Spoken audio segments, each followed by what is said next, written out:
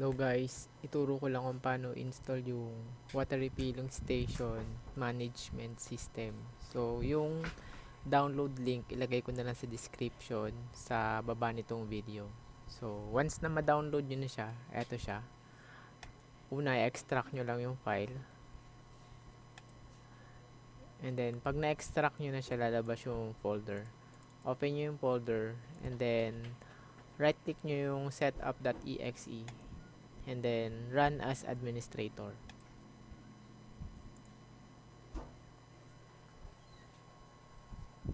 And then i-click nyo lang yung OK. And then click nyo yung computer icon. Ito. And then piliin nyo yung WRS Management System. Continue.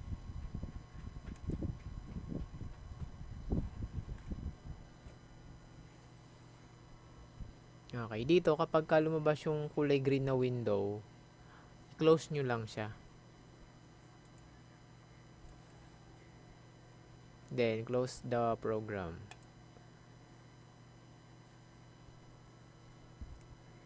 So magtutuloy lang yung installation.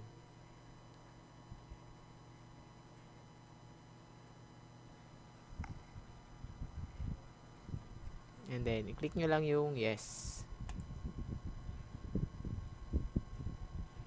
Okay. And then okay nyo lang. And then kapag na-install na siya, so successful na, ang gagawin nyo, i-copy nyo tong include.zip. Copy mo muna yan. So copy. And then punta tayo sa local DC. Piliin natin yung program files x86. And then hanapin natin dito yung WRS Management System. Ito, nasa baba. Open natin yung folder. And then dito natin i-paste yung nakopy natin na include files. So continue lang. And then itong include.zip, right click nyo lang siya and then extract here.